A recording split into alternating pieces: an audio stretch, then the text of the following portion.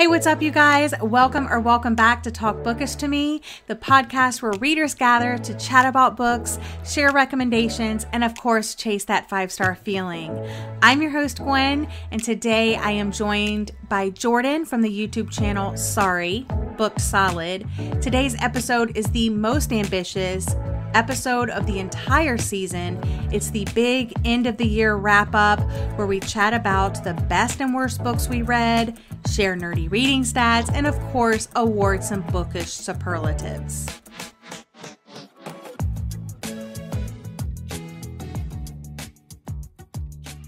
Hi everyone, I'm Jordyn. I'm so excited to be on this podcast with Gwen. I'm a listener from the very beginning, so this is very exciting.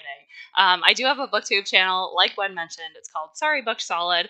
I create some similar to content to Gwen, including like reading vlogs. I know that's a staple on both of our channels. Though I do think we have slightly different reading tastes, which I'll get into in this episode, but I think that's kind of a fun differentiator. I'm a mom with 2 young children. My oldest actually just turned 2 yesterday. And they pretty much run my life, which is understandable and deservingly so. But unfortunately, that means sometimes my reading and my content take a backseat to real life. But I try to include that whenever I can, to show the real life parts of being a booktuber or a content creator. But I do love reading so much and creating content around it and the book community. So I don't see myself ever fully stepping away from it. But it's been interesting kind of balancing that in the 2 years that I've been in this space. Yes, I absolutely love watching your content. I love seeing your kids. She sent me a Christmas card and it's adorable. I will have links to Jordyn's social media in the notes of today's show, so definitely go check her out. Check out our YouTube, check out our Instagram. You won't regret it. Also, make sure you head over and follow me on Instagram at Talk Bookish Podcast, where I share fun things like bookish games, polls, announcements, including upcoming book discussions, guests, and more fun stuff like that. And consider joining the Night Owls on Patreon for just $5 a month. There's some exciting things brewing for 2022. Jordyn is one of my patrons. Thank you so much, Jordyn. So she knows that what I'm talking about. Yeah, I can attest. She was one of the first to find out. So yeah, I'm really excited about 2022 and things to come. But I'm also, of course, really excited about this episode. I do love 5-star reads. There's just something magical about them. So what's the last 5-star you gave out? Yeah, so I was looking back on my Goodreads, and I was actually kind of surprised how long I had to scroll before I got to my last 5 stars. It's been kind of a while. But the last 5-star book I have is called Ground Zero by Gratz, and it's a middle grade novel about 9/11 that I read in one day, actually on 9/11. I listened to the audiobook on Scribd. I thought that would be kind of a fun thing to do to, remember. But it's a really cool book. Half of it is about this young boy who goes to work with his dad in the World Trade Center on 9/11. And so obviously it follows him through those attacks. But then it also follows a young girl living in the Middle East, more present day, and kind of how those 9/11 attacks have influenced her life. So it was a really interesting book getting like both of those perspectives. Obviously, as someone living in the US, I pretty much only get the US perspective. So it was a really interesting way to get that other perspective. And it was really cool reading it in a middle grade format because it still covered obviously very hard-hitting topics, but in more of an approachable, easy to digest way. All right, next question. What book has been on your TBR the longest? And why haven't you read it yet?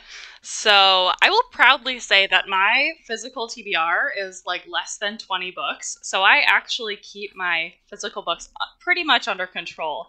But one book that I've had on my shelf for years at this point is Catch-22 by Joseph Heller, which is a classic. I don't know a ton about what it's actually about, but it's pretty long and it's very intimidating. I think it's like over 450 pages.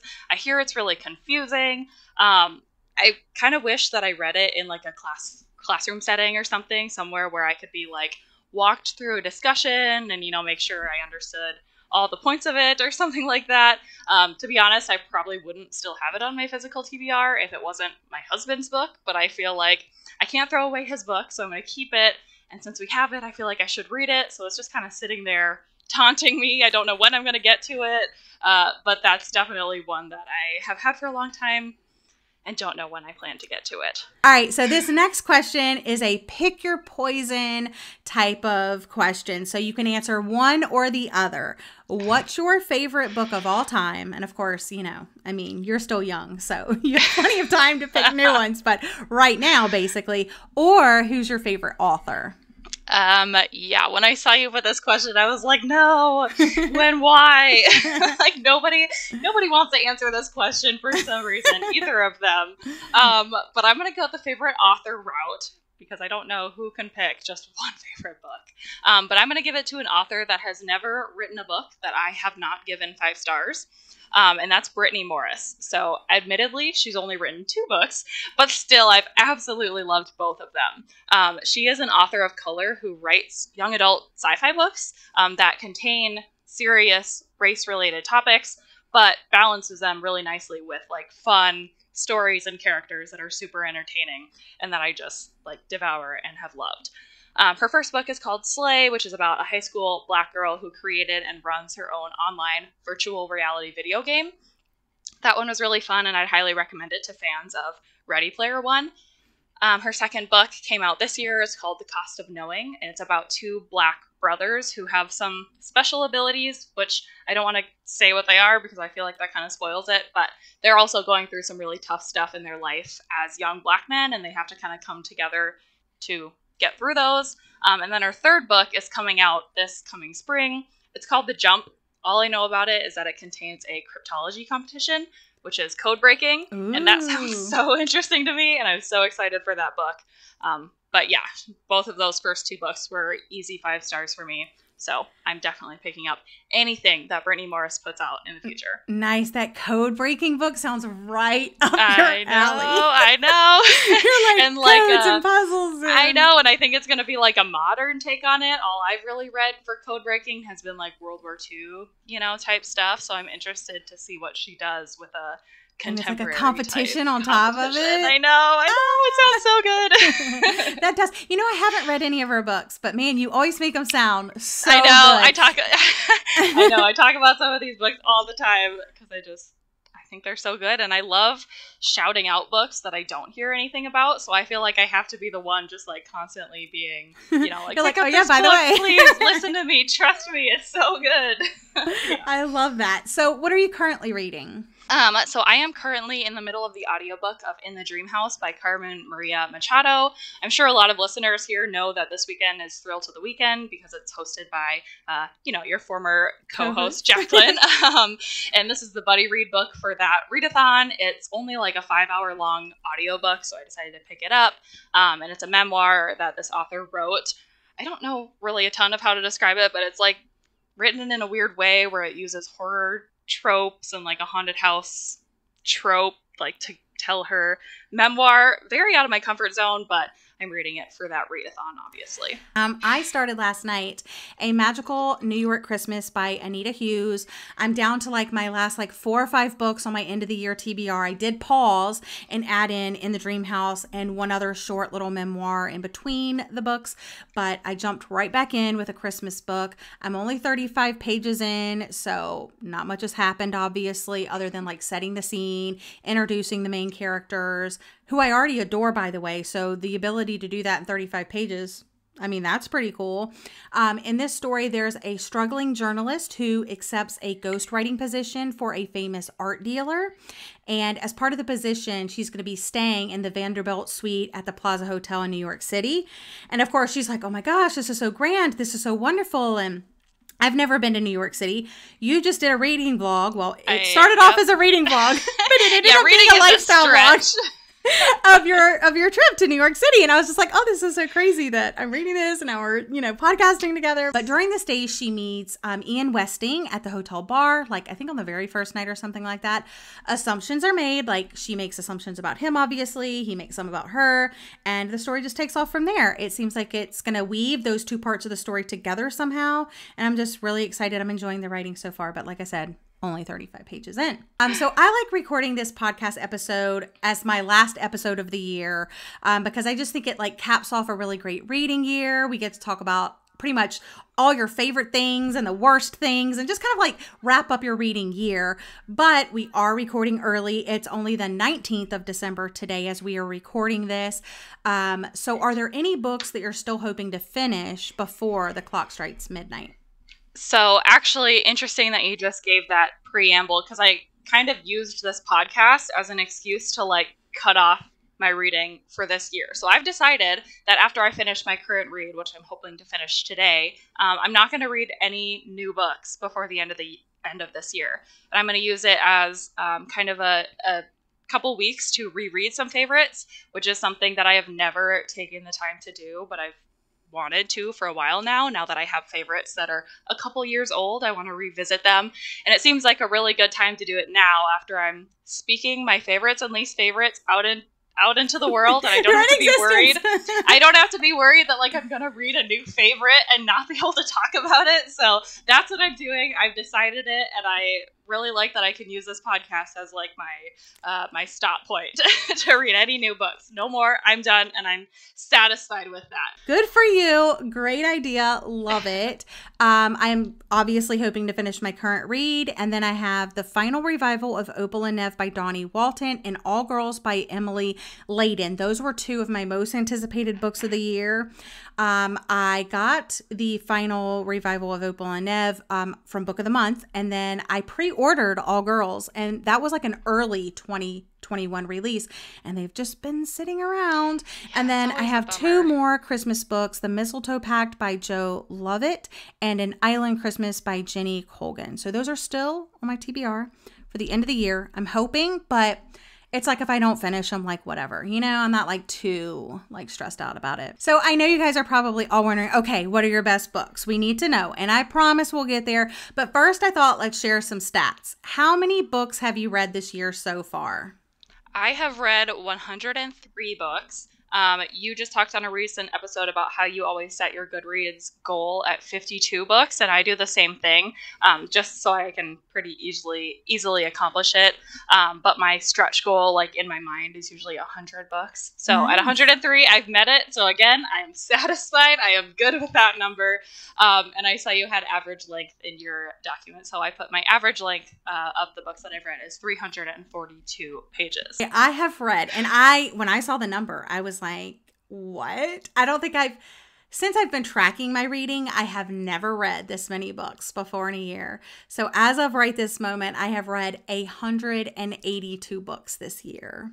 That's amazing. And like, it is a lot. It's a lot. But my average length is 299 pages. I read a lot of novellas. I read some graphic novels, comics.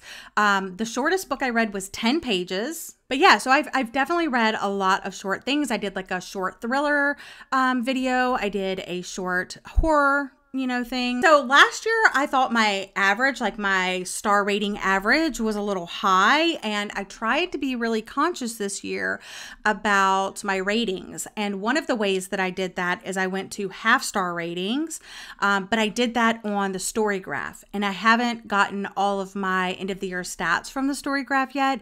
So I am still going based off of my Goodreads star rating average, which is only whole star ratings. So my average rating is lower than last year. It's 3.4 stars for my average, which I think is still really, really good. Actually, mine is also 3.4 stars. So that's kind of fun that we have the same average rating. I find that kind of interesting because you are much more of a DNFer than me, which we'll get to in a little bit too. But I still find that interesting that our averages still worked out to be about the same, because if I'm not loving a book, I'll still push through and finish it and rate it. I don't know if you rate books you DNF, but I thought that was interesting that it still averages out to be the same. Yeah, I do not rate my DNFs. If I DNF it, I just move it onto my DNF shelf and it's over and done with. I don't think I've ever DNF'd a book 200, 300 pages in. I'm not that type of person. Sure. I DNF within the first 100 pages. Yeah. So I feel like I don't know if like maybe there's this huge thing that changes, because there's been books that I've read this year that part 1 is one way and part 2 is another way, and I really like the first part, hated the second part, or vice versa. So if I DNF it, I do not rate it. But how do your books that you push through that maybe you would DNF, how do you rate those? Yeah, I have very, very few 1-star books. So even if it was a book that I would have quit or something, I still very rarely rate it 1 star, because I typically reserve 1 stars to books that like I would not recommend anybody read. You know, like it's an objectively bad book. And then 2 stars are usually what I give to books that like definitely were not my thing, but I still can see why other people would like it, or, you know, somebody else who has that taste. I would still recommend it specifically to them. So I think a lot of the books that I just push through, I end up giving like that 2-star rating, and I can say, this was not for me. I very much didn't enjoy it, but it wasn't a bad book. I would still recommend it to somebody. So I'm going to give it 2 stars instead of 1. You know, that's how I kind of make my distinction. So I think that probably helps my average too, because I have very few actually 1-star books. What genre did you read the most of? Now, I broke mine down because I don't know, do people consider like, I know like on Goodreads they do like mystery thriller is the same category type. Yeah. But in my head, I kind of separate those because I do tend to like thrillers more than mystery books, but sometimes obviously the genres kind of cross together. So it really depends. If you mix the thriller mystery category together, I read more of those. But if you don't, I read more romance. So I read 57 mystery thrillers and 43 romance. But like I said, if it's separated, I only read 38 thrillers and only 19 mysteries. So, and I don't know if that math even is right, but there we are. Yeah, I keep my genres pretty broad in how I record them. I think because, again, it's like a subjective thing. One person might read something and be like, oh, that was super thrilling. And then another person would be like, that wasn't thrilling at all. Yeah. So I also group mystery thrillers together. So I read the most of those with 36. And then my second place was contemporary with 27, but I also wanted to note that within contemporary, I also don't separate like contemporary and romance, because I find that a lot of times, like there's almost always a romance in a contemporary book, even if it's not the primary. Yeah. So I keep my categories pretty broad as well. But mystery thrillers did come out on top. Yay! That's my favorite. So what about rereading? I know you said that you're going to be doing that here at the end of the year, but did you reread any books already this year? Yeah, so this year I only reread 1 book, and that was Maybe in Another Life by Colleen Hoover, and that was actually because I was hosting a book club discussion on it, so I reread it, you know, to refresh it in my mind. So other than that, I did no rereading, so I definitely do want to reread some of my actual favorites. This year, I only reread 2 books. My first book of the year, I always like to be a reread from like one of my favorites of all time, or something I read, you know, the previous year that I really loved. So this year, I reread on the first All Your Perfects by Colleen Hoover. So that's pretty cool. And then The Graces by Laure Eve. Yeah, and also I just realized I said that was by Colleen Hoover. It's definitely not. Maybe in Another Life is by Taylor Jenkins Reid. I must have had Coho on the mind when I was writing that. Yeah, you probably like saw my answer and you're like, hey, I probably did, yeah. Like, yeah, Colleen Hoover, favorite. Yeah.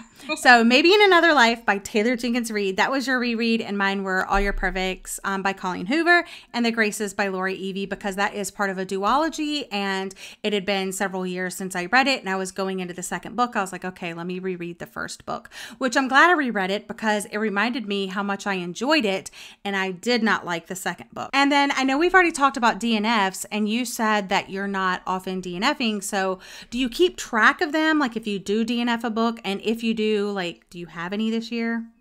Yeah, so I have 0 that I DNF'd. The only way I would DNF a book is like if I maybe started it on audio or something and then realized I didn't have time to finish it, and then just like I just forget about it. I don't ever really get to a point in a book where I decide this is not my thing and then like consciously DNF it and say, no, I'm never going to finish it. It's more just like, I mean, I can't even think of any actual examples. I just think maybe on Scribd one time when I was driving, I clicked on a book or something and then just never got around to finishing it. I don't know if that distinction even makes sense, but no, I have no like conscious DNFs. No, I'm never going to go back to this book. I did not like it. I pretty much always just push through the books I'm reading, especially because I'm a big like want to know the ending kind of person. I always feel like there's a chance that the ending of a book will like fully bring it full circle, will bring it around and redeem it, which pretty rarely happens, but there's something in me that just always has to push through to that ending to find out. Guys know I love to DNF books. If I'm not feeling it, I mean, I've got too many other books to read, obviously. You know what I'm saying? Like, I don't have time to waste my time. So but saying that, as much as I talk about DNFing and how I'm like this DNF queen, and if I'm not liking it, I'm just going to put it down, like why waste my time? I only DNF'd 13 books. And of those books, like I did do a video about my DNFs this year, and you could see like some of the books I knew the page number I stopped on, but if I read 100 pages, let's say, of each of these, which I know I did. And some I was like DNF on page 30, DNF on page 40, DNF on page 70. Let's say I read 100 pages of each of these. That's only, 1,300 pages. That's like 3 books. So, I mean, I'm not sad about it. The moment you guys have been waiting for, the ranking of our best and worst books that we read this year. And at the end, we'll be awarding some superlatives. So make sure that you stay tuned for those. We're going to start with our worst books, and then we will move into our best books. Now, my worst, I didn't really like rank my worst books because they all just kind of sucked. But now my favorites, I did rank them like, this is my 5th favorite, this is my 4th favorite, and so on. Did you kind of do the same thing? Yeah, I mean, it's hard to rank worse, especially because some of mine are not necessarily bad. They're just disappointing to me, so they really stuck out. So, yeah, my favorites are definitely in more of a countdown. So what were your 5 worst books, or most disappointing books, like you said, of the year? Okay, so I guess the first one I will mention is not a terrible book. It just was a huge disappointment to me. And that's White Smoke by Tiffany D. Jackson. I've read all of Tiffany D. Jackson's books up to this point. I've really enjoyed them all. I was so anticipating this one. It's a young adult. I think a lot of people are classifying it as a horror, but again, kind of a mystery thriller vibe about this young girl who moves into a new house with her family. And some weird things start to happen that make her think it's haunted. And then it goes into some other directions. Yeah. It just disappointed me. I thought the pacing was weird. It would go from like a really creepy moment in the house to all of a sudden she's off doing something with her friends, completely unrelated. Like it turned the vibe on its head, and it just felt really disjointed to me. And in the end, the story wasn't anything satisfying to me or interesting to me. So this is one of those ones where like I gave it 2 stars because I don't think it's a bad book. I think it's fine. And some people I know really did love it. I just love Tiffany D. Jackson so much. And I was so anticipating this one. As soon as I think I saw it on Gwen's Instagram that this was released, I was like, oh my gosh, what am I doing? I need to go buy it. So I went and bought it, and I read it like that weekend. Jordyn and I actually read this book at the same time. Yes. And because she saw it, and then I was like, okay, let's read it right now. And because we were both looking forward to it, because I had been hearing like rave reviews. And unfortunately for me, now I know Tiffany D. Jackson is like one of your favorites. She has a whole video on our YouTube channel. Go check it out. But I know she's like one of your favorite authors. Yeah. And I was, like, okay, this is going to be the one. This is going to be the one, because I'm always hoping I'll find that one. But not yet. I will keep picking up books by her, but this one, unfortunately, was just kind of a dud that I'm going to forget. I'm going to try to forget it. But the cover, though. I know, the cover's so good. Oh, my goodness. So good. All right. So my next on my list is Imposter Syndrome by Kathy Wang. This is a book that I picked up through Book of the Month, and it was one that I had never heard of. And I read the synopsis, and I was like, oh my gosh, that sounds so good. So it's about a woman who is a Russian spy who's made her way up to COO within an American tech company. And then it's also about this Chinese American woman who works at that same tech company, but she's at like an intro level position. So that's 2 women at the same company, 2 very different levels. And I was really hoping, and the synopsis made it seem like it was going to talk about like women in STEM, and gender inequality in the workplace. Imposter syndrome is the name of the book, and those are all topics that I have like really close relationships with, and I was so excited to see a book discuss all of that. But it had like none of that. It just was the most, I don't know, like bland story. It didn't have those discussions or anything. I wasn't rooting for either of those women, so I didn't really understand what was the point of saying you're going to cover all these topics and then not do that and then not make the women likable. Like, this is the opposite of a women empowerment book, which is what I was looking for. So that was super disappointing, and I don't even know who I would recommend it to, because it didn't do anything it said it was going to do. It didn't do anything. It just didn't go anywhere. So that was really disappointing. Again, I try to read books that seem to get less hype. And I was hoping this would be one of them that I would just like sing its praises, but it was really disappointing. I mean, if anyone has recommendations of like what this book sounds like that actually did it well, I would love to read that, because I don't know of a ton of actually either contemporary or science fiction type books that have to do with like women in the STEM industry. Okay, my next book on the list is Leave the World Behind by Rumon Olum. It's pitched as like a mystery thriller. It's a very short book. It's about this family, 2 parents and 2 kids. They live in New York. I think they live in New York City, but they go to upstate New York to stay in like an Airbnb for a little family getaway. And then something happens to New York where like power goes out, things start getting weird, like apocalypse-y, not really sure what's happening. The owners of the Airbnb come back to the house and are like, hey, weird stuff is going on out there. We wanted to come home. And the way it's pitched, it seems like it's going to go from there and be like, do we trust these people? Or if we do trust them, like it's all of them fighting against this apocalypse, or like it seems like it's going to go somewhere from there and be a fun, interesting mystery thriller. But after that happens, and all of that's in the synopsis, literally nothing happens. It was so confusing. I don't know if you've read this one, Gwen. Yes. But it's like, what? And nothing is explained. Like, you don't find out what actually happened. It takes place within like a couple hours. So yeah, you don't get any of that follow-up. And like weird things kind of happen to them. Like there's this weird noise that happens. But we never find out what that is. Strange books. I'd recommend this. If you don't mind ambiguous endings, I'd recommend this one. But if you want a plot, maybe skip this one. Yeah, it's like it was a 400-page book that just the second half got chopped off and then just never seen again. Like, it's like it hits all the setup and then just nothing happens. Yeah, you're like, I'm tired of writing. I'm going to stop here. Yeah. Big bummer. The next one on my worst list, second to last, I have After by Anna Todd. So I will say that I really respect how this book came to be published. And for those who don't know, this is a fan fiction book that was written on Wattpad, like the website.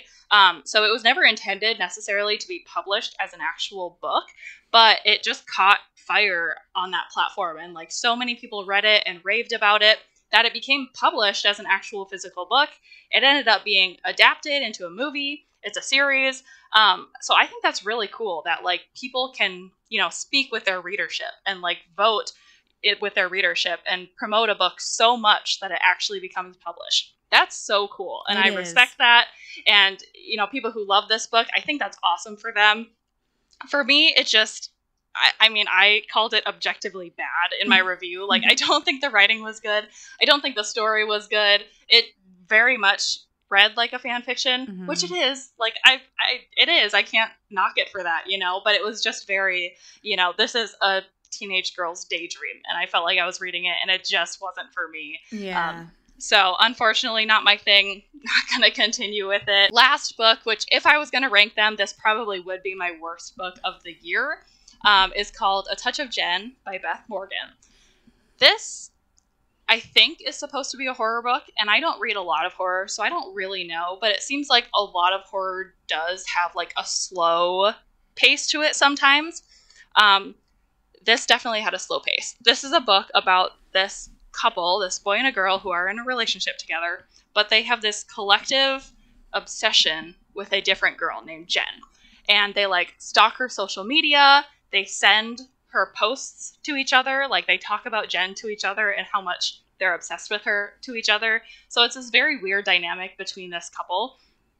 And it sounded like this book was going to go further into that and talk about, like online stalking and the dangers of social media and things like that, which I thought would be really cool.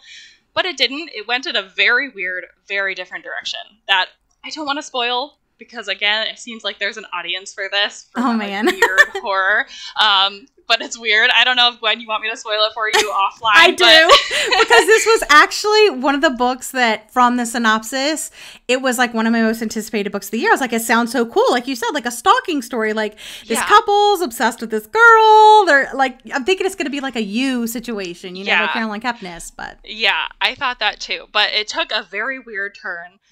It had a twist halfway through it that it took me like 3 pages to even realize that twist just happened. Worst. So it took away the total shock factor of the twist. Like I read it and was like, "Oh, is this what you're saying is happening? Like, is that what just happened within those 3 pages?" It wasn't like, "Oh my gosh, like what a twist." Nothing worse than when you're reading a book and the twist does not land. Then everything after that twist in this book just goes off the rails in a way that I did not vibe with. So, the book is one of the ones that I rated 1 star.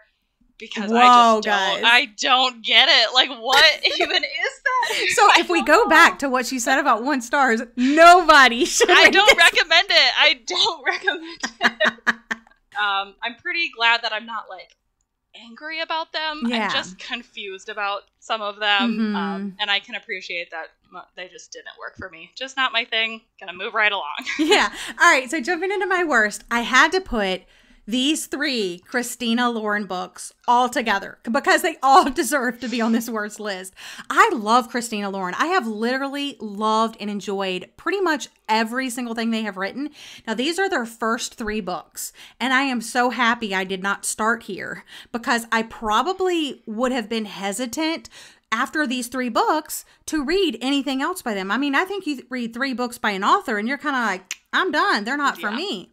So I'm so glad that I didn't start with these, but it's Dating You, Hating You, My Favorite Half Night Stand, and Roomies. They're all like things that objectively I would normally like. I love rom-coms. I love enemies to lovers. I love friends to lovers. I love marriages of convenience. And that's what all 3 of these are. And I hated all of them. They all got 2 stars from me. All of them. It's funny because the one that, when I first heard of them as an author, or they're actually an author duo, but when I heard of this author, I heard about Roomies. Roomies got really, really big. And I was just kind of like, I don't know. I'm not one to really branch out that much and pick up new authors. I usually stick to ones that I love. And I was just like, okay, maybe one day, but then something else came out by them and I picked that up and I was like, oh my gosh, I really like this. So these were the last, few books that I read by them. And I was just like, because I want to complete their backlist, And I was just like, after I read the first one, I was like, whew, that was disappointing. I hope the next one's better. And then I was like, whoa, what's happening? What's happening? It was a train wreck from there, you guys. But I have a whole vlog about it if you're interested in my full in-depth thoughts. The next one, it hurts my heart so much that I have to tell you guys this. Remember that podcast episode last year? Where I was like, oh my gosh, The Marriage Pass by Briana Cole. Oh my gosh, gorgeous cover. The synopsis sounds amazing.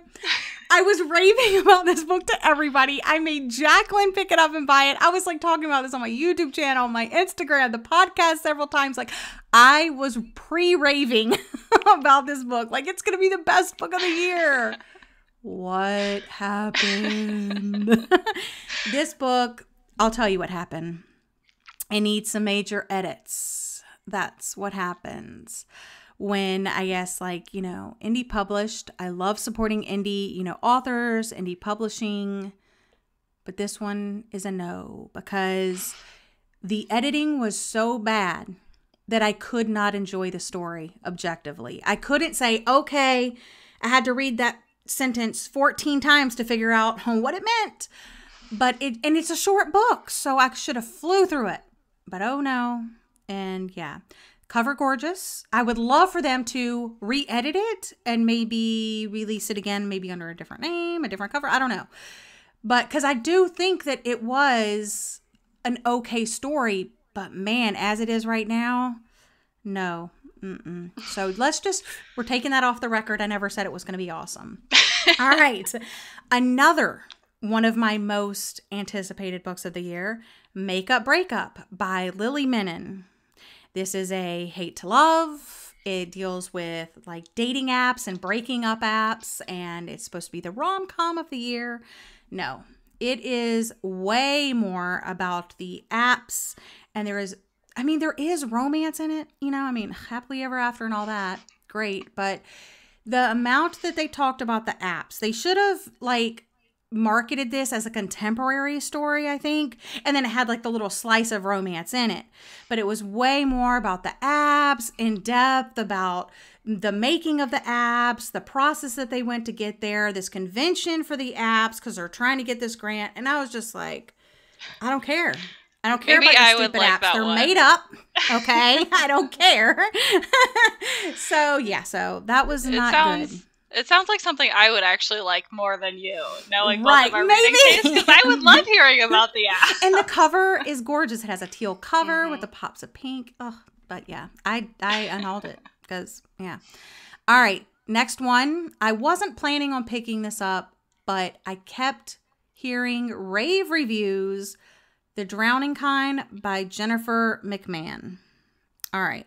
Little history lesson. Last year in October, I picked up The Winter People. And I picked that up because I had heard about it in the horror community. And they were like, oh, Jennifer McMahon, she's so awesome. And so I picked it up. I did try a chapter tag with it. Read the first chapter. And I wasn't really feeling it. But I was like, okay, let me give it a little bit more. Because like you said, some horror starts a little slow. So I started reading it. I was like, I just can't do it. And I didn't understand why, but I just DNF'd it last year and okay, whatever. And then here we come again with Jennifer McMahon, but everybody's raving about this. Even people that don't normally read horror were really, really raving about this one. So I was like, okay, there's hope. Picked it up and I figured out what it is. I don't like her writing. No offense. It's not for me. Loads of people love this book. For me, it's a no. The two books, The Winter People and The Drowning Kind, have both been dual timeline, and I have seen that a couple of her other books are. I don't know if they all are, but I really don't like that. I don't like her descriptions that she uses, and in this particular book, it's, like I said, dual timeline, and it's about this body of water that, in two different timelines, it's two different things. But how they describe this water, one is like this, it's the same body of water, but one is like, oh, it's this miracle water, so they're like drinking it and bathing in it and, all of this. And then in the later timeline, or the more present timeline, it's like this swimming pool out on this estate. And weird things are happening around this body of water. And it's like this swimming pool. But they talk about how like dirty and dark and black this water is, and I'm like, you need to clean your pool. That's the whole, I'm literally thinking this the whole time. And then they go into detail about how they can't touch the bottom and they're trying to measure to the bottom, and I'm like, it's a swimming pool. Drain it. Clean it out. I couldn't like, be logical. Yeah, I was like, no, like I'm not drinking this water. I'm not swimming in this water. I'm not stepping near this water. I don't get it. So because I had that block in my head, I was just like, And I wasn't interested about the miracle water. I don't care. And yeah, so that was that one.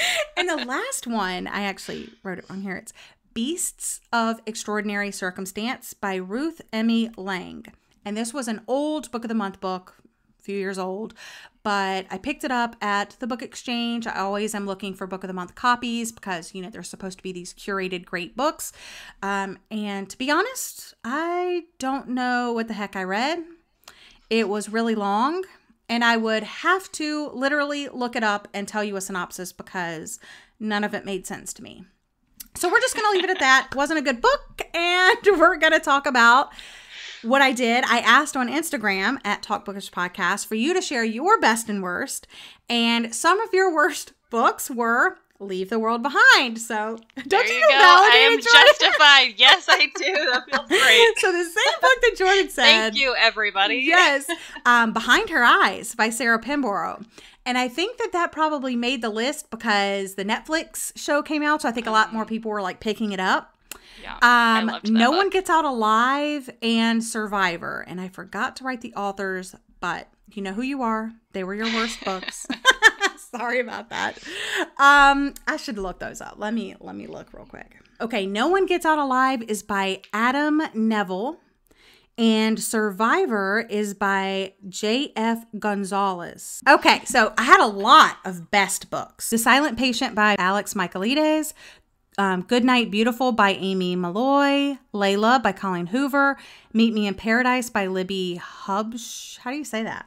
No idea. Hubscher? Yeah, it's Hubscher. The Gone World by Tom, another name, I am not sure. Sweterlights? Yes, I'm really not sure. Sweterlitsch. Gone to See the Riverman by Christopher Triani. And this is one that I also have. I don't have a copy of it, but it's on my wish list and I really do want to read it. That's the one that Marcy always raves about. The Last House on Needless Street by Catriona Ward. In the Scrape by James Newman. Local Woman Missing by Mary Kubica. I was let down by that one. Project Hail Mary by Andy Weir. In My Dreams, I Hold a Knife by Ashley Winstead. Who put that on that list? Things Have Gotten Worse Since We Last Spoke by Eric LaRocca. The Plot by Jean Hans Corlitz. The Push by Ashley Aldrain. Shipped by Angie Hockman. And People We Meet on Vacation by Emily Henry. Favorite books of the year. My favorite. Okay, yay. I'm so excited to rave about them. So my number 5 is called Don't Breathe a Word by Jordan Taylor. A couple of things to preface. I'm going to throw you off a little bit here, but hold on, I'm going to reel you back. It's a young adult mystery thriller, which I know so many of you guys are like, no, I don't read those. I'm out. Just hold on, okay? So I read this book knowing nothing about it. I actually read it because the author has the exact same name as me, spelled the same way and everything. I spell my name with a Y. So this is about a girl who is at a boarding school, and she's going through the process of joining a secret society, which is a pretty standard plot, like nothing special there. And then there's a second timeline about a girl at the same boarding school 60 years earlier who was a volunteer to test out the school's nuclear fallout shelter, and then things go crazy from there. And let me explain why I enjoyed it, despite being a young adult mystery thriller, because I also am kind of that camp of like, if it's young adult, I'm probably not going to like it. Okay. But number 1, it felt high stakes, which is one of the things that I feel like young adult books in general don't always do, because very rarely is a young adult person in an actual life or death situation. Mm-hmm. You know what I mean? But these teenagers in this book do face actual danger to their lives, which really heightens the stakes. And it felt believable to me. There was a lot of tension.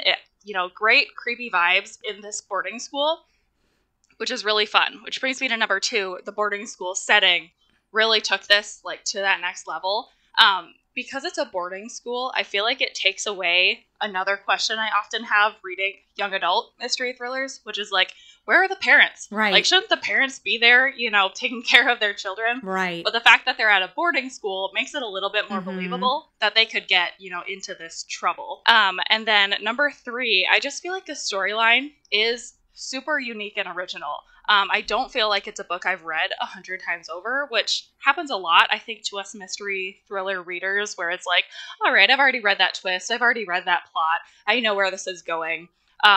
This did something different, again, because it has that nuclear fallout shelter drama happening. That storyline in particular really intrigued me the whole time. So it just felt really unique and interesting to me. I thought the ending was satisfying. Flew through it because it's young adult. It was really quick, and easy to read.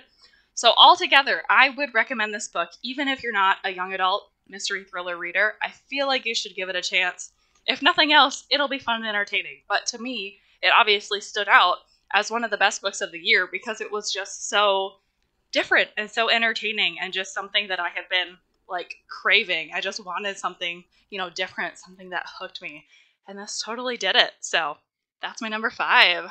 I am going to have all of the books that from our best and our worst list.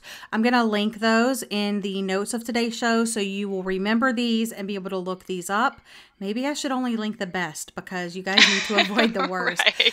But this one actually does sound really, really good. I don't read a lot of YA anymore, but I'm definitely going to check if my library has a copy. All right, so I'm kind of surprised. Now, when Jordyn and I were talking about the episode, I was like, Jordyn, whew, I'm struggling over here with ranking these books, girl. I don't know. I was like, should I reread like 3 books to decide where they fall on this list? And she's like, you do what you got to do. Okay, so I mean, this is really, really hard, you guys, but I honestly feel like I really narrowed it down. And I think my ranking, at least, is going to be kind of shocking. So my 5th favorite is People We Meet on Vacation by Emily Henry. I'm so shocked it's like this low on my list, I guess you could say, but I loved this one. Now, I liked Beach Read from last year. That was like one of my favorites, but I liked this one more. It was a friends to lovers situation. And what's so great about this one, a lot of people complain about friends to lovers romances because they don't really see the friendship. They're like, okay, we're told that they were friends, but like, where's the friendship? You know, like I don't see it. But in this one, the cool part is that for over a decade, Poppy and Alex have been taking these summer vacations with each other for 10 years. And you get to see, I mean, obviously not the whole vacations, but you get to hear about the highlights of each of those vacations. And you actually get to feel like, yeah, these 2 characters actually genuinely did have a friendship. And then you hear about something like, ooh, something happened, you know, recently, and now it's not looking so good for them. And then Poppy invites Alex like, hey, let's, you know, go on this like one last vacation. And just their personalities. I loved Poppy and Alex. I loved them together. I loved their friendship. I loved the summer vibes. And I felt this one was more summery than Beach Read, which is so interesting that it was named that. But yeah, I loved this one. It was so good. Yeah, I read that one this year too, and it didn't quite make my favorites list, but I did really enjoy it. And again, I'm not a huge rom-com lover, but I thought it was really fun. And for me, it kind of scratched the itch that I didn't know I had for like travel, like actual travel, because, you know, I haven't gone on a vacation like most of us in many years. And so it was really fun to like go on vacation through them and to feel like, refreshed, like on the beach. I haven't been there in a long time. This feels so nice to read about. My number 4 favorite book this year is Neverworld Wake by Marisha Pessl. And I was just looking up the year. So this is a couple years old. It was written in 2018. But this is a young adult, I guess, sci-fi book about this group of teenagers who are together for this weekend. And they end up in a situation where they're repeating the same day over and over again until they do this thing. And I think it's the best if you don't know much more than that going in. I think it spoils if you know why they're in that situation and whatnot. But to me, this was really, really fun. Again, who knew I was such a young adult lover? I mean, I don't read that many young adult books, but I always find myself, like when it's a good one, I don't know, I just really attach to the characters. And I think I just root for them because I know they're, at an age where they're figuring stuff out. And this one also kind of dives into that of like, where these teenagers are in their lives and their friendship together, and they're kind of at this transition point, and they're making decisions and finding things out about themselves. So I really like this one. I have also read Night Film by Marisha Pessl, and that was a huge letdown. So I'm really glad I gave this one a chance this year because it was much more up my alley in terms of science fiction. If you like that Groundhog's Day trope or story, I think you would like this. Next up, another romance, nobody's surprised. Number 4 on my list, Second First Impressions by Sally Thorne. And oh my gosh, you guys, this one just makes me blush every time I think about it.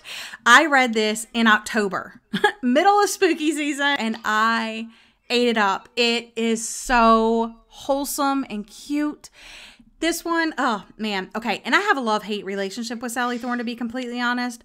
Loved The Hating Game. I've only read it once. I'm scared to go back and reread it, to be completely honest. Hated.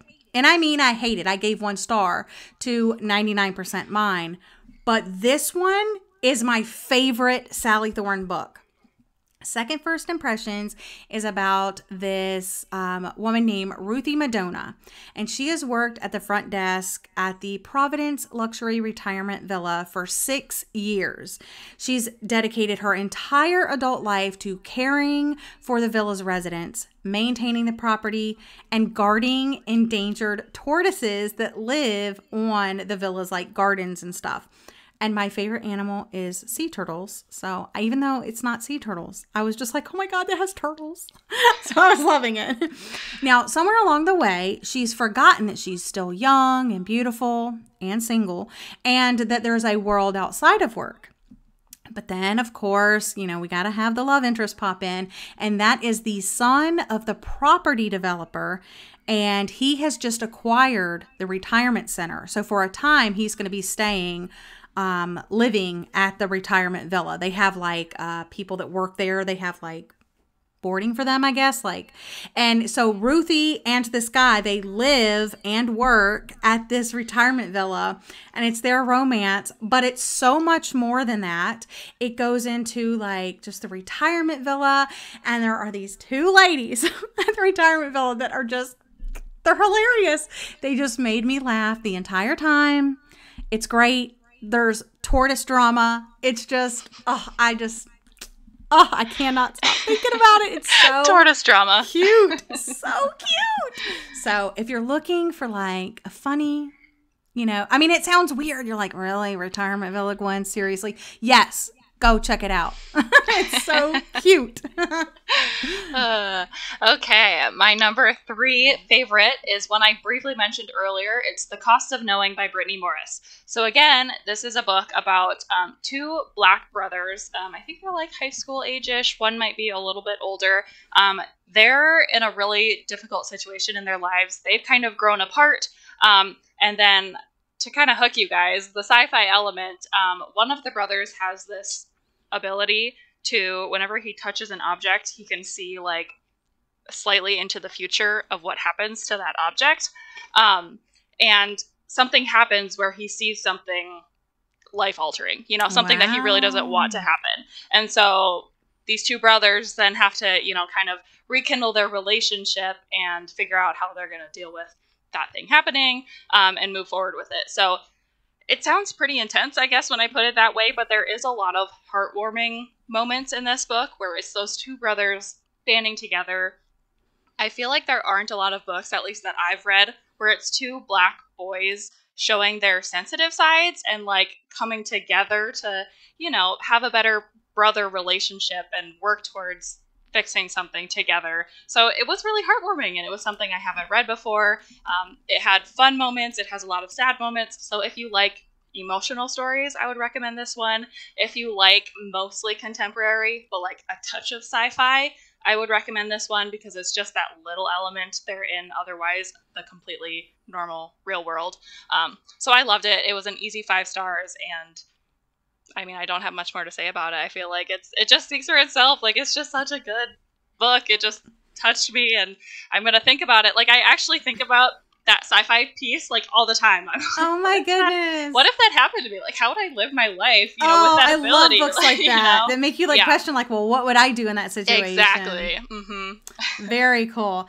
All right, next on my list, this might be surprising. Again, like I think just this ranking people are going to be shocked by, because this is a book I have raved about all year. I always talk about this book. I always recommend this book, The Push by Ashley Aldrain. I don't know what it was about this book. I loved the cover. I did get it from Book of the Month. I'm glad I read it early in the year. Like, I read this when it released. Like, the month that it released, I read it, which is unheard of for me, apparently. And as I'm reading this book, I'm like, okay, this is a good book. I'm enjoying this book, like, okay, I've never read anything like this. This is pretty cool. But then I got to that ending, though, and I was just like, oh my gosh, I can't believe it. Like, I was dying, and I cannot stop thinking about this book. You have a mom that is determined to be the warm, comforting mother to her daughter, Violet, that she never had. So she didn't have the best, mom, and then her mom didn't seem to have the best mom, and you kind of do get all of these different timelines a little bit. So you know kind of what she was up against. But in the thick of the early exhausting motherhood days, I have no idea. Jordyn knows all about those. She becomes convinced that something is wrong with her daughter and that she's not acting like most other children that she's like observed and been around do. And she starts like questioning herself, like, is this all in my head? And she talks to her husband about it, and he has a fine relationship with Violet. Like, everything's fine. And she even sees like her daughter obviously interacting with the husband and like her mother-in-law and all this. And she's like, she doesn't act like this with me, you guys. But everybody's telling her like, it's fine. You're imagining it. You're tired. You're exhausted. She goes to the doctor, and I mean, it's crazy. So her fears are dismissed, but she keeps, worrying about this, that she starts to begin to question her own sanity. And the more we begin to question what she's telling us about her life, about her backstory, about her daughter, and that's all I really want to say. So it really is focused on like a mother-daughter relationship, motherhood in general. I would suggest looking up trigger warnings for this book because it definitely has some. I usually do tell you guys if I think that there is a trigger warning, but I'm going to avoid that in this case. But if you are interested, please go look it up because it's pretty heavy. I also read this book, and I won't say much because I also don't want to step on anything with the content. But I think it's really cool that this book is hitting so many people because it seems like it's such a personal book. Like, it kind of affects each person different. And I love that you loved it, even as, not a mother, about a book that is so focused on motherhood. Mm-hmm. That's pretty cool when a book can do that, with an experience that you maybe haven't experienced or can't directly relate to, but can still feel the feelings that this person is feeling. For me, it was a little, too close to home, or it was just a little bit too close to like my actual fears as a mother too. Yeah. I think, something in that just took away from enjoying the book, and it was more just like, okay, yep, that's real. Like, this is making me stressed, Yeah. So I guess I would say that, if you are a mother, or if specifically like young children, this book follows when the children are pretty young. So maybe once you've gotten past that, like, it does trigger that a little less. But she's right. Look into trigger warnings if you have concerns. But it's a cool book nonetheless. Number 2. We're getting there, guys. We're getting there. Oh my gosh. Like, I am excited about my number 1. It's my number 1 for a reason. But like, my number 2, I'm going to go on a little bit of a rave about. So this book is called Subcutanean by Aaron A. Reid. This is a book I had never heard about before picking it up. I'd never seen anyone talk about it or anything. It's probably the coolest book I've ever read. Oh, so wow. The synopsis is okay. So the book is about 2 boys or 2, I guess, young men who are in college. They discover that the basement of the house that they live in has a never-ending basement. Like, doors just lead to more rooms and more hallways, and it never ends. They keep going through doors, and they keep seeing more basement. Oh, weird. And it turns into like a multiple universes parallel reality type story. Okay. So if you like those, you'll probably like this. It is kind of, I guess, run-of-the-mill in synopsis. But what makes this book amazing is how it was published. So basically, every time that this book is printed, the story changes slightly. So anything from like changing words here and there to entire scenes could be changed from copy to copy of this book. That is so which is wild. Like, I've never heard of anything like that. But isn't it cool? Because like, imagine publishing a book, right? And then, or even when you're writing a book and you're like, oh, I could make the scene go this way or this way.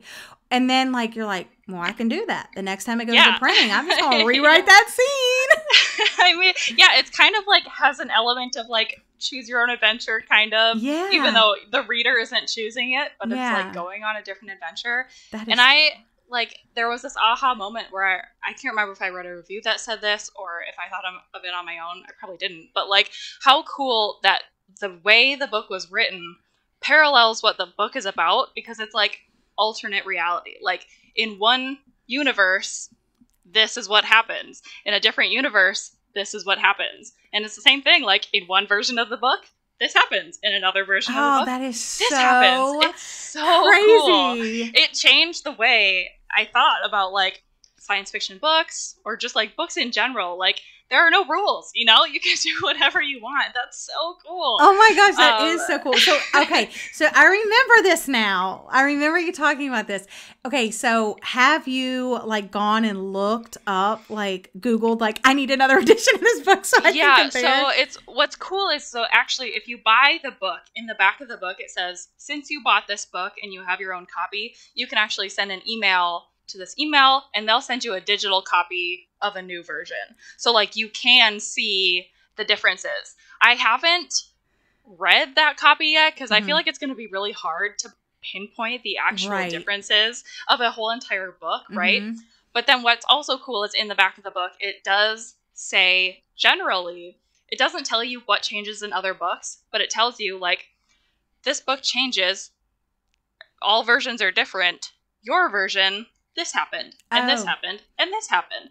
So, like, you can infer from that in other versions, those are different. Okay. So it doesn't tell you what it did instead. That's it just so gives you a little bit of an idea. I might just have to buy the book, like, even if I don't plan on reading it, just so I have one. You know, so if someone else needs my version. Then you can tell me what, and each book has its own, I think it's called a seed number or something. And I have mine on Goodreads, like which one I actually read. But I also feel like it would be such a cool book if you could somehow work it out to, like, if you were in a book club, like get different people to read different seed numbers. And then in the book club, you could talk about like what happened and you could hear other people's versions and be like, wait, that didn't happen in my book, you know? And I mean, how cool is that? A permutational novel, which I Googled, and this is the only book that comes up. So it doesn't seem like it's a widespread thing. But again, if anybody knows of more like this and wants to recommend them, that would be awesome. But if you haven't heard of it before and it does sound cool to you, I recommend it. It's pretty cool. Another book of the month pick. I read this one in the summer, Razorblade Tears. Okay, and I'm just going to say this one and my number one pick, I was literally like flipping back and forth. So guys, this book is so amazing. So Razorblade Tears by S.A. Cosby. Man, this book, I did not know what to expect. I would not have picked this book at all from Book of the Month. Because I read the synopsis and I was like, it doesn't really sound that great. Like, okay, whatever. But Riley Sager had this on his like summer recommendations list. So I was like, I'm on it, dude. So I went through his whole like summer recommendations and I did a whole video about it. It's probably my favorite video that I've made this year. But I read like 5 novels that Riley Sager recommended. This is one of them. And it's the only reason I picked it from Book of the Month. But this is about Ike and Buddy Lee, who are 2 ex-cons with little else in common other than their criminal past and a love for their dead sons. They end up banding together in a desperate desire for revenge because at the very beginning of the novel, we're at the funerals of their sons and their sons were gay, obviously, and now they are on a quest to do better for their sons in death than they did in life. Hardened men like Ike and Buddy Lee will confront their own prejudices about their sons, which I had that social commentary in there because they really didn't kind of agree with their sons' lifestyles, and now they're kind of regretting that, and with like each other because one of them is black and one of them is white. So that was a very interesting balance and talks about prejudices and just the language that we use that we don't think is really, you know, like racially related, and it is, and it just had, but it did seamlessly weave those things together as they rain down vengeance on those who hurt their boys. Let me just say, bloody, gory action movie. This one goes there. I mean, there is people dying. There is guns. There is death. There is a high body count in this one. And I feel like I really do like those high octane thrillers because it feels like an action movie. You're on the edge of your seat. You're like, oh my gosh, let's go. And I mean, these 2 characters, along with the social commentary and the representation and just these 2 guys became friends. It was great. I cannot stop thinking about this book. I want another Ike and Buddy Lee book. I don't care what they're doing. I just want them to go do another action movie. You know, like that's how I feel with this one. I will never forget this book. for as long as I live. Your favorite book of 2021. Okay, I'm so excited. So I saw this book on your list of your listeners' favorite books. Okay. So I know it's a lot of people's favorite book this year. It is Project Hail Mary by Andy Weir. So good. So this is an adult science fiction book. It is about this man who wakes up in this space shuttle or whatever it's called, like a spacecraft. He wakes up in space, and he's completely alone, and he has no memory of who he is or why he's there. And it goes from there. That's like page 1, and it's, I don't remember, like a 500-page book or something. Wow. So it's very long, and it just goes, and it's so good. Classic Andy Weir, where he puts a lot of humor into his sci-fi. So I know a lot of people hear sci-fi if they're not sci-fi readers, and they're like, no, that sounds so boring and dry. I don't want to read that. But Andy Weir books are just, like, they're funny. They're approachable. And there is a lot of science in there, so if you do like that, it's in there because it makes it feel very realistic, you know, and he's actually talking through his problems and how he's solving them. So that's fun, but he's also like, God damn it, that didn't work. Like, he's, you know, making jokes himself about what he's going through. If you've read other Andy Weir books, he's written The Martian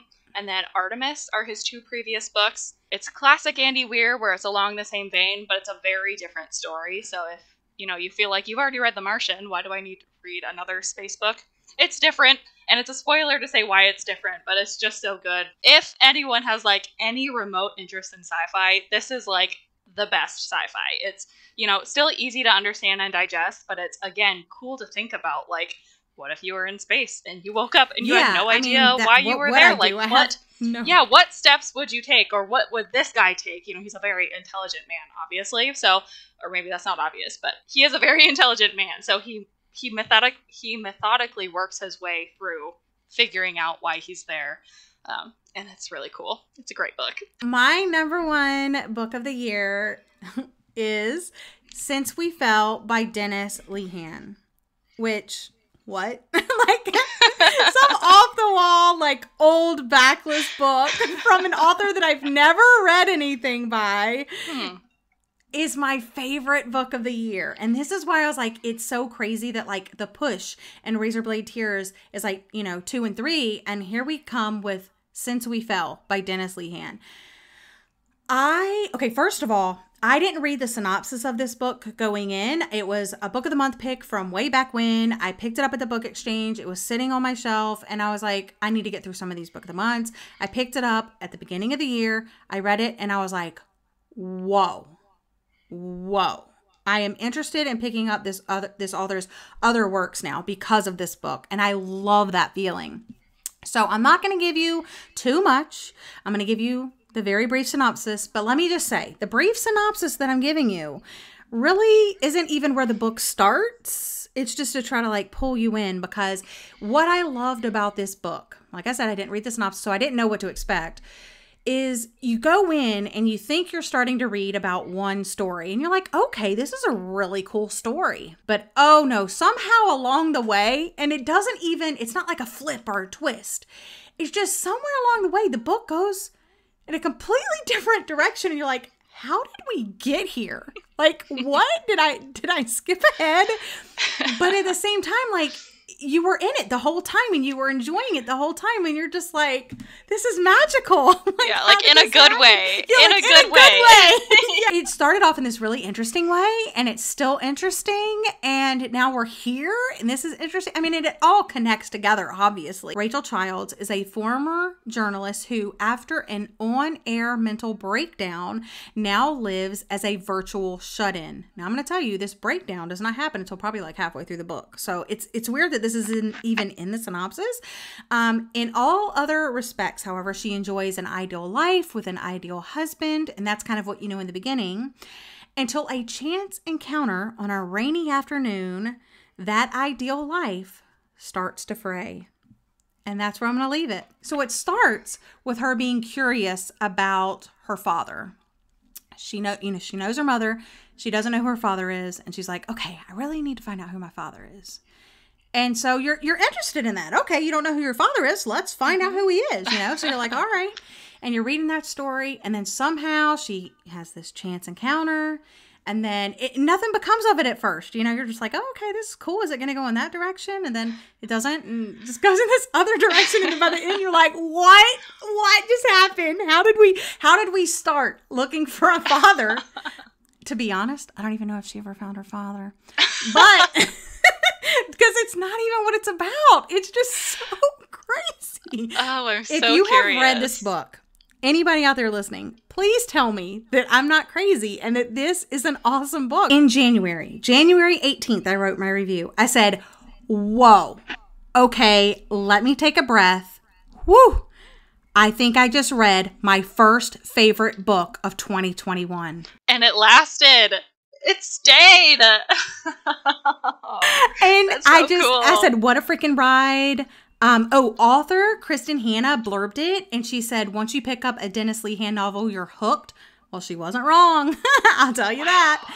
I said I went in with very low expectations. And then, I was just so easily immersed in the story. Oh, the writing, the plot, the characters. That sounds so good. Was that a book of the month book? Yes. Okay. I should add that on. I said it starts interestingly enough about our main character, Rachel, trying to persuade her mother to tell her who her father is. Her mother never revealed his identity, and after her mother dies, Rachel, as an adult, hires a private investigator to help her. Oh, what humble beginnings. Those were our worst and best books of the year, but we still have more to this episode, believe it or not, as much as we raved about that. So I didn't do this last year, but I thought it would be a lot of fun and a new tradition to award some bookish superlatives to highlight books that might not have made it onto our best and worst of the year list. We're going to do a couple of these. If you have suggestions for next year, let me know. I'll put it on the list for next year, but we're going with these for this year, starting with the most popular, so the book with the most ratings on Goodreads. I have two answers for this, because my first answer is To Kill a Mockingbird by Harper Lee, which is a classic. So, of course, that has the most people who read it, you know? Yeah. But then I was like, okay, but what's my most popular 2021 release? And so that would be People We Meet on Vacation by Emily Henry. Yes, that was also my most popular. So congratulations to People We Meet on Vacation. People loved it. Yeah, I think obviously the popularity of it being, you know, a book of the month pick and a follow-up book that was really popular last year. And also it won the Goodreads Choice Award for romance. So yeah, I was really happy to see it do so well. Yeah, I'm glad it's one we both really enjoyed. Next is Most Likely to Succeed, a book you'll be talking about for years to come and recommend all the time. Tried to find something else that wasn't on my favorites, but I just can't. That book, Subcutanean, that one, the permutational novel with all the versions, I just can't stop talking about it. It's just the coolest. I just can't not. My most likely to succeed is The Matzo Ball by Jean Meltzer. And I just read it this month or did I read it in November? I either read it at the end of November or the beginning of December, but I absolutely loved this. It was my first Hanukkah romance story. And yes, I did like the romance, but there's two things that really made it stand out to me. It wasn't like one of those like classic rom-com lovey-dovey type romances. It was more of like a soulmates situation. And there's even a word that they used. I don't remember the particular word because it's, you know, Hebrew, but it's a word that they use that means like soulmates, but like it's more than soulmates. And that's what I really thought these characters were. And it was just like, oh. But the reason why it will stick out to me is because I'm always looking for holiday books to recommend, obviously, but the main character has chronic fatigue syndrome. Never heard of that before in my life. And I've heard a lot about like chronic illnesses and pains and stuff like that. But I've never heard of this one before. And it's so interesting. It's one of those things that you never know about. You hear about it, you learn about it, and then you hear it everywhere. Like I literally, I mean, someone that I know was talking about that they think they have this. And I was like, are you kidding? Wow. I know all about it now. And what's great about it is it's not like just thrown in the book. The author herself has this.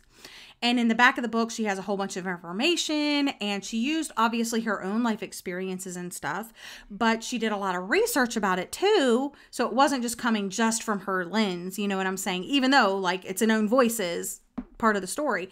So I just loved learning about that. I mean, it's terrible. And it sounds like chronic fatigue syndrome. It sounds like such a like throwaway like term. And that's even talked about in the book. And I was just like, wow, like true, you know? And so the balance of learning something new, something I had never heard of, getting immersed in a different culture, a different religion, and then it being a romance and holidays. I'm like, I'm always going to be talking about this book. Next up, Most Improved, a book or series that started slow but really picked up. Yes. So my answer is a book I know you've read before. It's The Dream Daughter by Diane Chamberlain. This is a historical fiction book. Mostly. It's about this woman who is pregnant and she lives, I don't even remember, do you remember what year she I think it was like in the 70s. Yeah, like the 70s or something. And she finds out that her baby that she's pregnant with has this condition that's most likely going to be fatal, right, for the baby or for the mom or something. So she finds that out, but she also finds out that there's nothing they can really do for her because it's in the 70s. Medical technology is not that advanced yet. And then somebody in her life comes to her and says, hey, I know I'm actually from the future and I can bring you to a time where they do have the medical technology to save your baby. And so she has to make the decision of whether or not to time travel to the future and to take that chance on saving her baby. For me, I was really interested in that, obviously, sci-fi part of it. I thought that was gonna be the best part of it, and for me it was. So it took me a little while to get through the initial kind of historical fiction part of it. I do like historical fiction, but this one just in particular, I think because I kind of knew what was coming, I just wanted to get there. So the beginning felt a little slow, but once you get there, things happen. It gets kind of crazy in that book, and it was great. I also really liked it. I think it was on my 5-star list, so it was under consideration for being on my top 5 of the year. Ultimately, it wasn't, but it really picked up, and I really ended up loving it. So my Most Improved goes to Always in December by Emily Stone. And this is one that I just read this month. I haven't really talked about it anywhere, but man, oh man, what an improvement. Because I wasn't really liking this book. In fact, it was probably like a 3-star book. I was like, okay, great. It is like a British holiday story set in London and, all this. And I'm just kind of like, oh, okay, like it's an average holiday story. It's a romance, nothing new, nothing different's happening.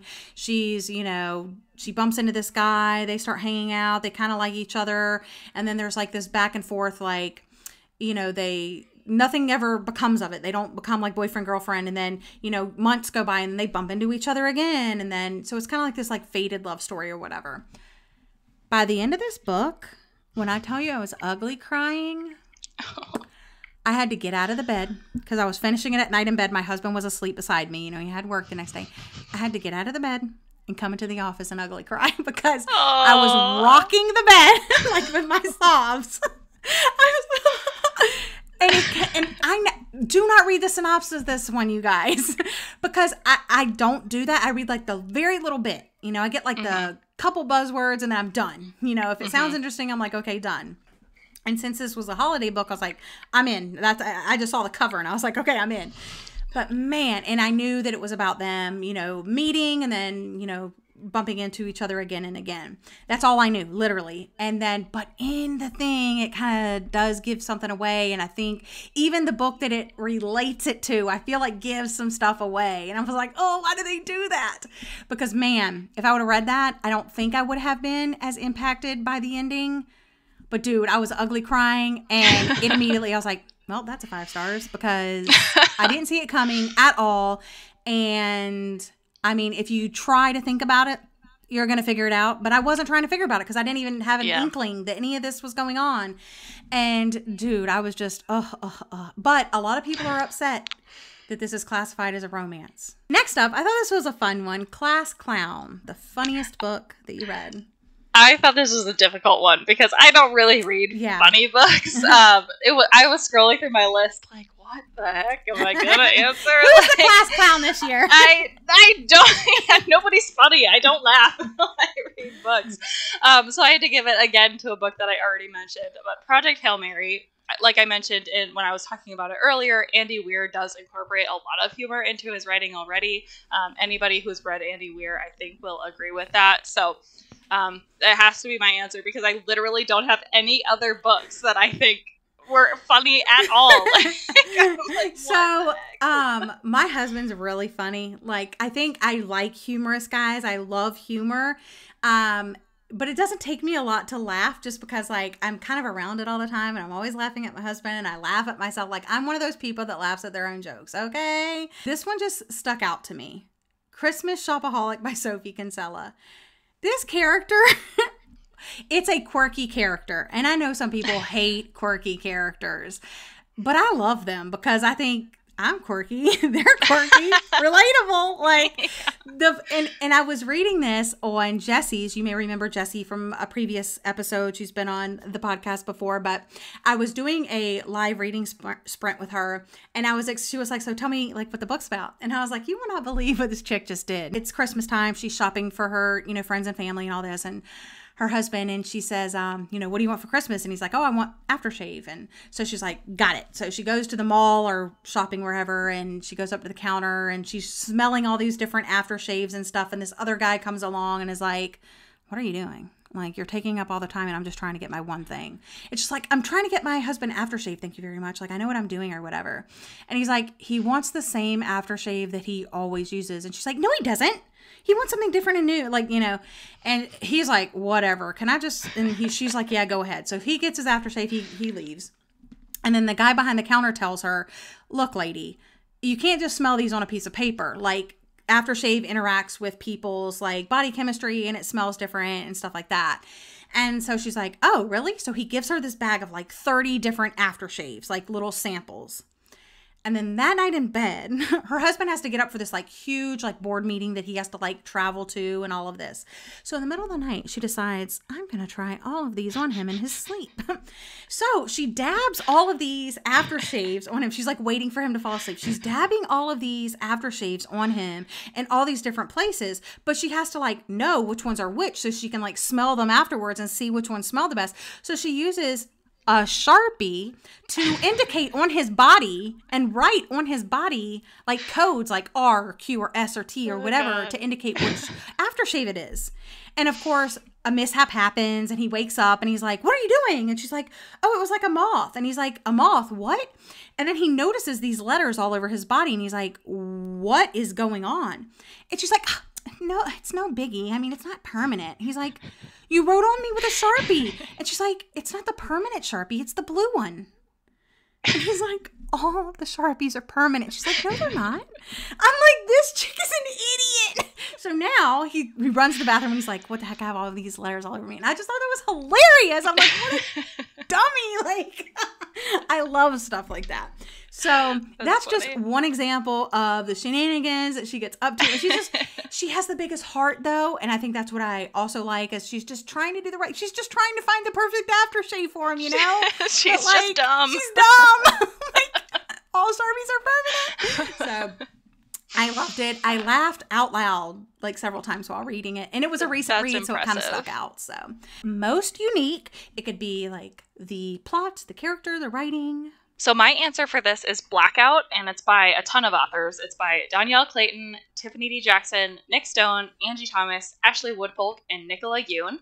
It's a collection of short stories, and all of those authors are women of color. Mm-hmm. So this is unique because it's definitely unique for my reading. I don't really read short stories in general, but I also feel like it's unique because these are women of color coming together to write a short story collection, which I don't know of a ton of those. There probably are others. It's, I don't think it's probably the only one out there, but I do think they were trying to do something, different that doesn't already exist in the world. It's also kind of unique because the way it works, I can't actually remember whose it is. I think it might be Tiffany D. Jackson's or Angie Thomas, but they have their story like goes throughout the whole book. And then all of the other authors have short stories that are like interjected in between that longer short story. I don't know if that makes sense. Yeah, but it's like it starts with one story, goes to a different one, goes back to that first story, goes to a different one, goes back to that first story, a different one. So it was an interesting reading experience because it was like all of these short snippets. They're all kind of like love stories centered around a New York City blackout. So they're all happening, you know, in the same place. There's a little bit of like intertwining, you know, where characters from one show up in another story, things like that. So it was, very different for me, something I'd never read before, but I thought I'd pick it up because I knew of a couple of these authors and I was like, well, yeah, why not? This will be really quick to read. So it was cool. It was unique. And I think unique for a couple different reasons. All right. Mine is Things Have Gotten Worse Since We Last Spoke by Eric LaRocca. And I was actually like, I didn't think I had one for this, but man, this book just sticks out to me. It's one of those horror novellas that I read this year. It's told completely like it's like back in the 2000s where like IM and instant messenger and emails was like the way to communicate, you know? And it is told completely that way. And it starts off innocently enough with this woman listing a heirloom apple peeler for sale. She loves this apple peeler. It's been in her family forever, but she has no use for it anymore. And she's like, okay, let me, you know, pass this on to someone that's going to take care of it. So she almost wants to like vet the person that's going to buy this apple peeler. So they start exchanging things and it just goes from there. And it is crazy. It is the most bizarre book I read this year. And you just you can't even imagine where it goes from an apple peeler to the end. Biggest drama queen of the year. The overly dramatic, it could be a book or it could be a character. All right.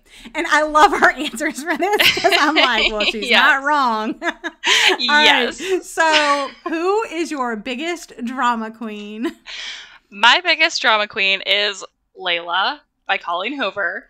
I read this book right when it released, and it's another one that's like, wait, what did I just read? I personally loved it, but I can see why other people are like, no, this is too different from Colleen Hoover's normal books. Like, I don't want to say too much about the synopsis even, because I feel like a lot of the fun of reading it is just going in and being kind of clueless for a lot of it.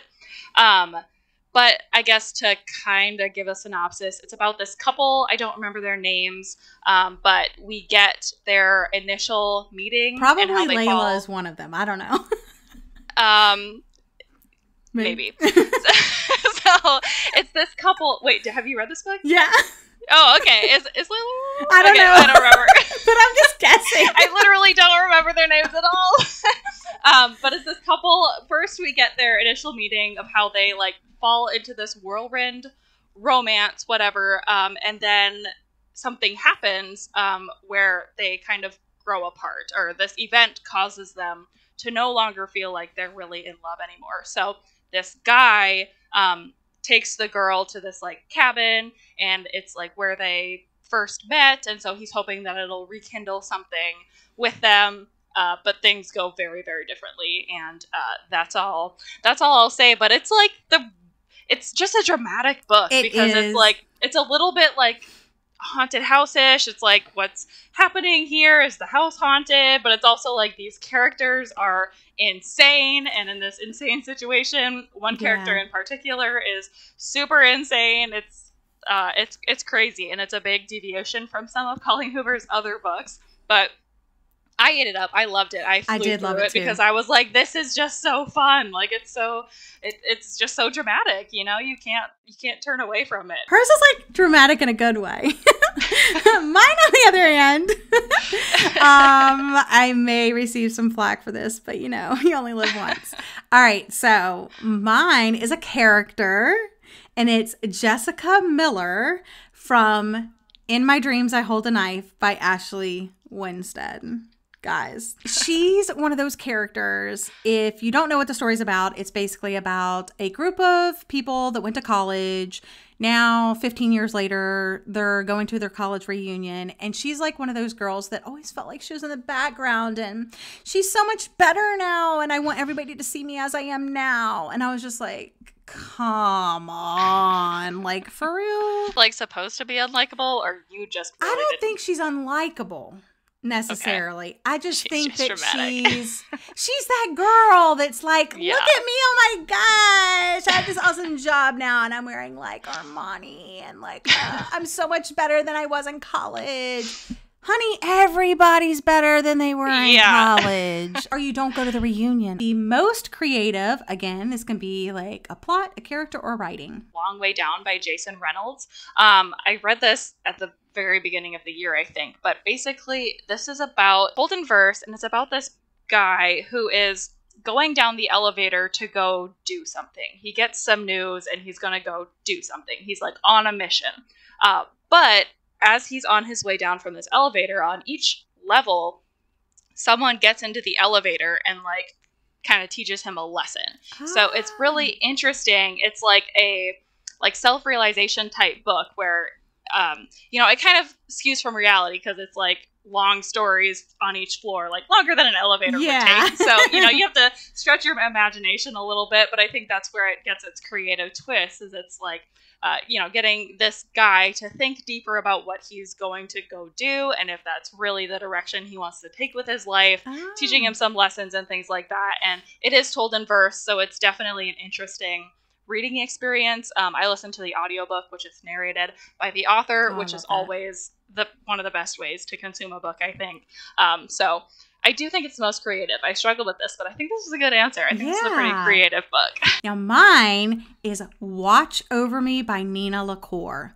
And I would say every single book that I've read by Nina LaCour belongs on this like most creative, but this is the one that I read this year. Watch Over Me, and just her writing in the 3 books that I have read, I can't describe it. It's not so much, I mean, her stories are good, yes, but it's the writing. And I never normally, as a thriller reader that loves plot-driven stories, I don't usually be like, oh my gosh, the writing was so beautiful in this one. But it's just like a dream. It's like this hazy, like dreamlike quality, like a floating feeling with her writing.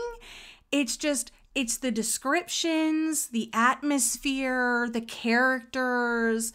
They're never info dumpy. They're not really like fast paced, but they're not really like slow paced, but they're kind of cozy, but not really. It's just this weird, and every single book that I have read by her, I've written the same thing in my review, that it's this like dreamlike, hazy, weird quality. I don't know. Feel like it was real at the time, but afterwards you're like, that's crazy. Yeah, exactly. That's how her writing is. And it's so hard to separate just for me, to separate like the plot of the book and the writing, because I usually do not do that, because the story wasn't really crazy or different. I mean, it was actually a really good story. I enjoyed this one, but the writing was just like this, how'd she do that? Cutest couple. And obviously, we make our own rules here on Talk Bookish to Me. So I went a little bit of a different direction with this.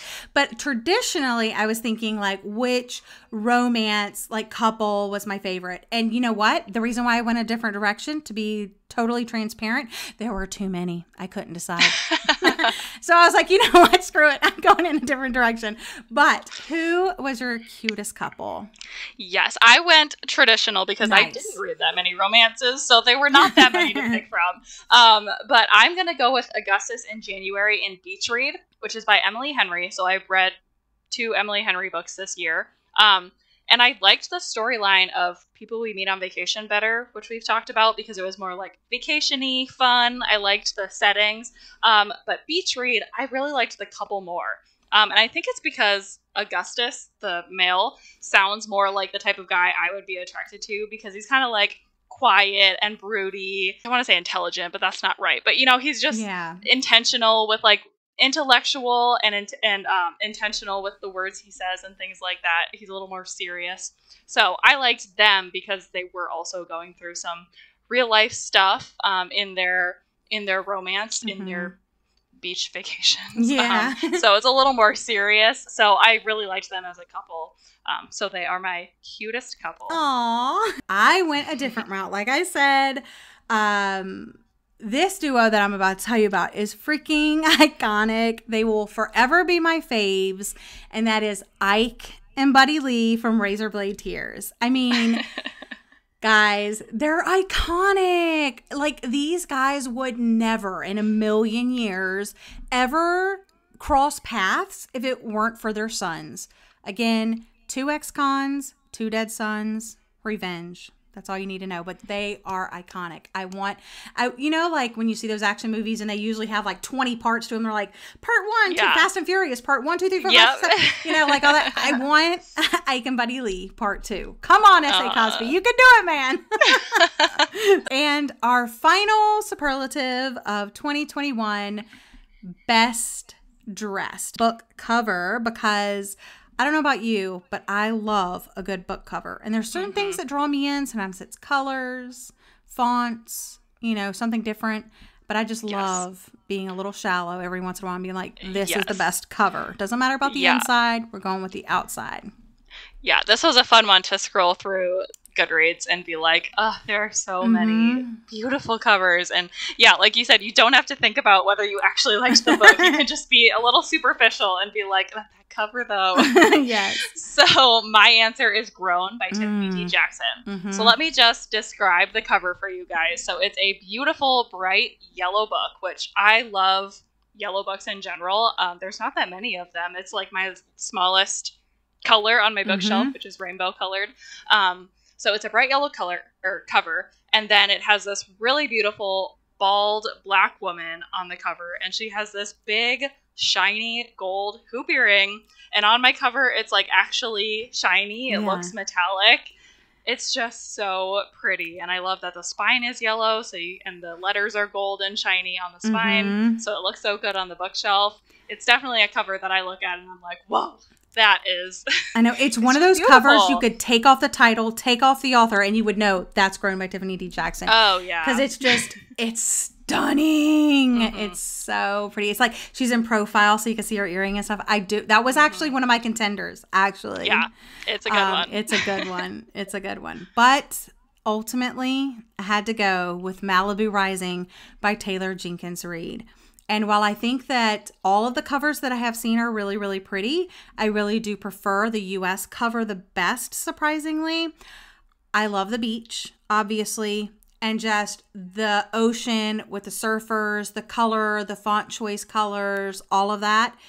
It just reminds me of summer, and I love summer. So, I mean, I love everything about it.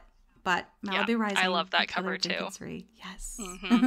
And that's a wrap on season 2 of Talk Bookish to Me. Thank you so much for joining me today, Jordyn. It was so much fun. Thank you so much for having me. I'm a little long-winded, but it's fine. We got there. We got there. Just a reminder, her social media will be linked in the description of this episode. Now it's time to head over and follow me on Talk Bookish Podcast. You can also join the Night Owls on Patreon for extra episodes, behind the scenes content, and more. That link will also be in the notes.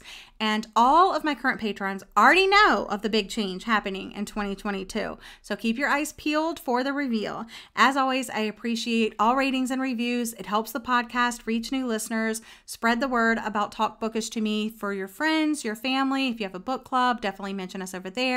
I will be back in 2 weeks. It's so crazy to kick off season 3 on January 10th. Until next time, happy reading.